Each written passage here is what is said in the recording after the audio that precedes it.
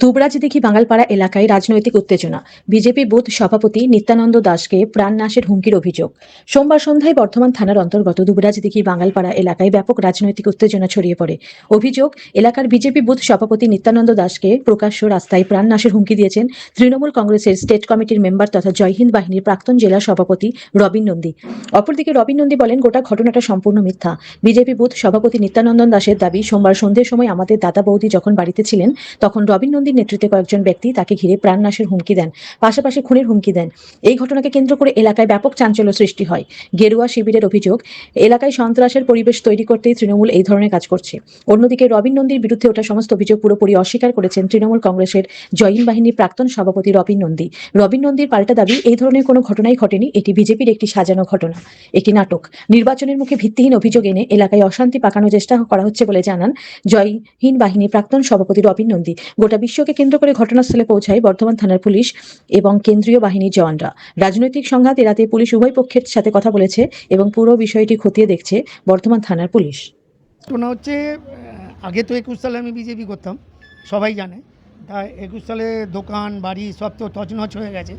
তারপরেও 24-এ হলো, পালিয়ে গেছিলাম, আবার এলাম, কিছু ঝামেলা হয়নি।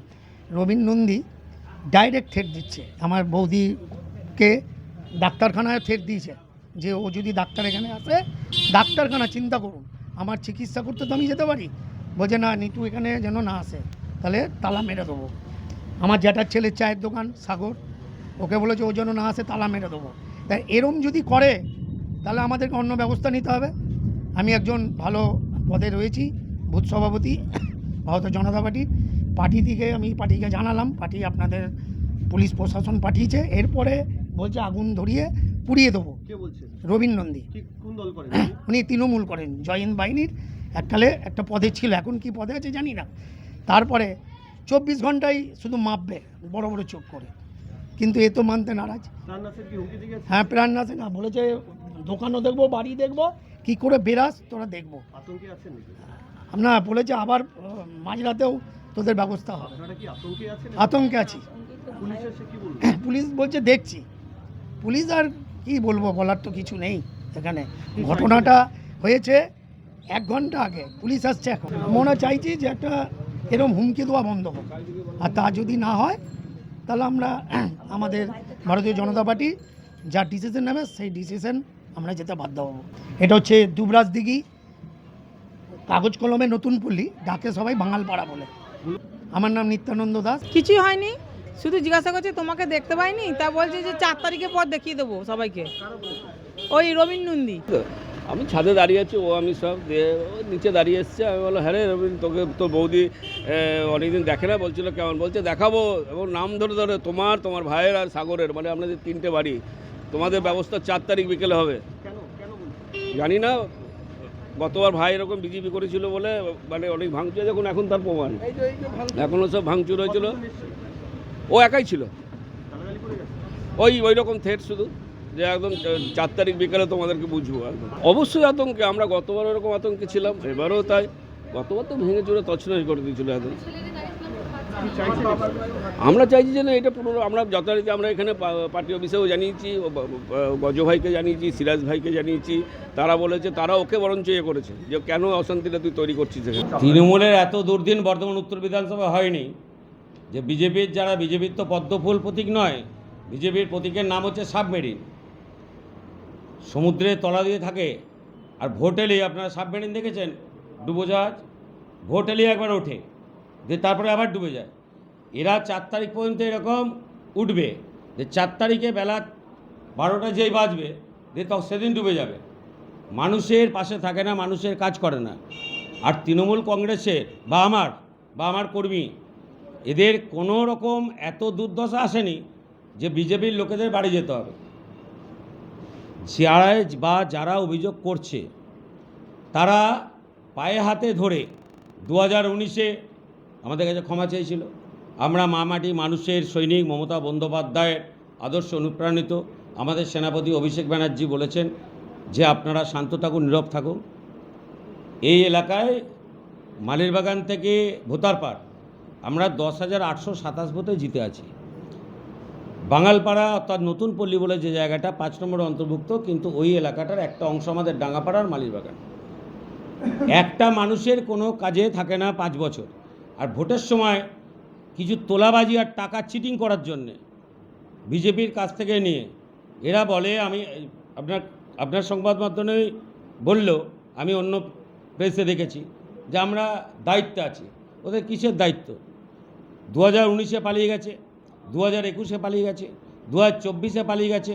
আমাদের ভয় নয়, আমাদের জন্যে বাঁশ, লাঠি, রড, টাঙি, বল্লম, রামনবমীর নাম করে তারা এইভাবে অত্যাচার করেছে এলাকায়। আপনারা সবাই জানেন আমাদের থেকে বেশি, রাম যেখানে জন্মগ্রহণ করেছে অযোধ্যায়, সেখানে বিজেপি হেরেছে। রাম যেখান থেকে রাবণ বধ করতে গিয়েছিল রামেশ্বরম, সেখানে হেরেছে। আর এরাও 2026-এ মমতা ব্যানার্জির কাছে ধূলিসাৎ হবে। আমাদের সেই প্রয়োজন নেই। আমরা মডেল অফ কন্ট্যাক্টকে ভালো করি। নির্বাচন কমিশন যতই ছলনা এসআইআর করুক, এই বাংলা আবার মমতার। আর মালিরবাগান থেকে ডাঙ্গাপাড়া, এখানে আমাদের 5382 জনের নাম বাদ দিয়েছে এসআইআরে। তারপরেও আমাদের বিশ্বাস, আত্মবিশ্বাস, এসআইআরের কাজ আমরা করেছি। যুবসাথী দিয়েছি, লক্ষ্মীর ভাণ্ডার দিয়েছি, 108টা মমতা ব্যানার্জি প্রকল্প দিয়েছি। আমরা এবছর মালিরবাগান থেকে ডাঙ্গাপাড়া আমাদের 15টা সিট সহ রায়ন 1 নম্বর অঞ্চলে আমরা 18,000 ভোটে জিতব। এখানে বিজেপি, সিপিএম, আইএসএফ বা জেপিইউ যে কিছু থাকুক, মানুষ চায় আমাদের। আর আমরা কোনো রকম কারোর বাড়িতে গিয়ে যদি কোনো কিছু করে থাকি, তাহলে সেইভাবে তারা এফআইআর করুক আমার নামে। আমি প্রস্তুত এমসিসির কাছে, পুলিশের কাছে, নির্বাচন কমিশন আমার বিরুদ্ধে কমপ্লেন করুক। আজকে রাত্রিবেলা 12টার মধ্যে আমি নির্বাচন কমিশনকে সমস্ত কিছু জানাবো। 7 দিন আগে যেভাবে রামনবমীর নাম করে বাঙালপাড়া থেকে শুরু করে বাজেপ্রতাপুরে যে রামের নামে জয়ধ্বনি করে মুখে মদের গন্ধ আর পকেটে গুটকা নিয়ে এই নিত্যানন্দ দাস সহ বিজেপির লোকেরা করেছে, আমরা দেখব। কিন্তু একটাই কথা আপনাদের বলবো, 4 তারিখে বাংলার জননেত্রী মমতা ব্যানার্জি, আবার বলছি, আমাদের শিখিয়েছেন বদলা নয় বদল চাই। কিন্তু আমরা দিদির কাছে আজকে ক্ষমা চেয়ে নিচ্ছি। আর আমরা বদল চাই, বদলা চাই নয়, এবার আমরা বদলাই চাইব 4 তারিখের পরে। এটা আমরা ক্ষমা চেয়ে নিলাম। হয়তো উনি জানিয়েছেন, প্রশ্ন এসেছিল আমার কাছে, আমি আমার উত্তর দিয়েছি। আমি একজন এক্স জয় হিন্দ বাহিনীর জেলা সভাপতি। আমার অধিকার আছে পঞ্চায়েত, পৌরসভা সহ বর্ধমান জেলার যে কোনো জায়গায় গিয়ে আমার দলের বিরুদ্ধে, আমার পার্টি কর্মীদের বিরুদ্ধে যে উস্কানিমূলক মন্তব্য, আমার দলের কর্মীদের বিরুদ্ধে, তার ব্যাপারে আমার সেটা লড়াই করা অ্যাজ এ রাজ্য স্টেট কমিটির মেম্বার হিসেবে আমার এটা কর্তব্য, দায়িত্ব। আর এখানে কোনো হিংসা নয়, মানুষ তাদের ছুঁড়ে ফেলে দিয়েছে। মানুষ যদি চায় বিজেপি আসবে। আর বর্ধমান উত্তর বিধানসভায় বিজেপি কোনো কস্মিন কালেও জিতবে না। বিজেপির লোকেরা তো আমাদের কাছে ফোন করছে যে আমরা আর বিজেপিটা করবো না, আপনাদের দলে যোগ দিই। আমরা ওই নিত্যানন্দ দাসের মতন যারা পচা মাল, তাদেরকে আমরা বিজেপিতে নিতে চাই না। কারণ এই সকল লোকরা যদি বিজেপিতে আসে, আমাদের তৃণমূল কংগ্রেসের যারা হীরের টুকরো সন্তান, মুসলিম বাড়ির ছেলে, হিন্দু বাড়ির ছেলে, আমাদের মা বোন, তারা আমাদের ছেড়ে চলে যাবে। আমরা বিজেপিকে নেব না।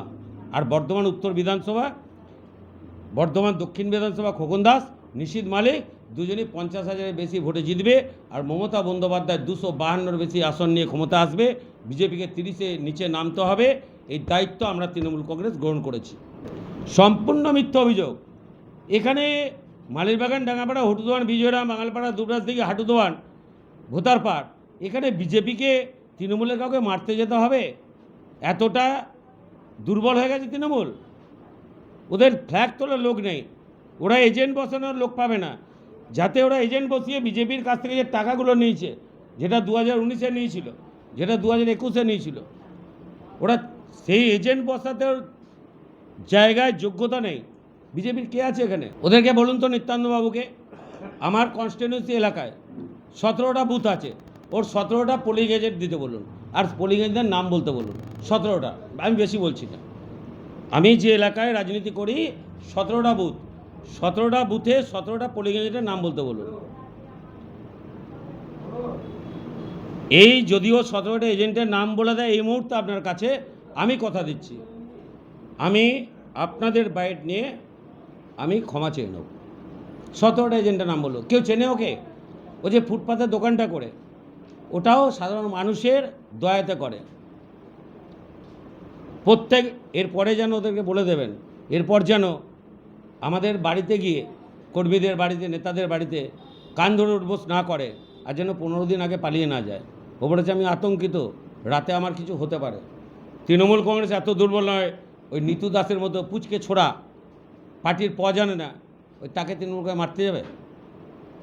বর্ধমান উত্তর বিধানসভায় 50 ভোটে আমরা জিতবো, বর্ধমান দক্ষিণও জিতবো, তাদেরকে মারতে হবে।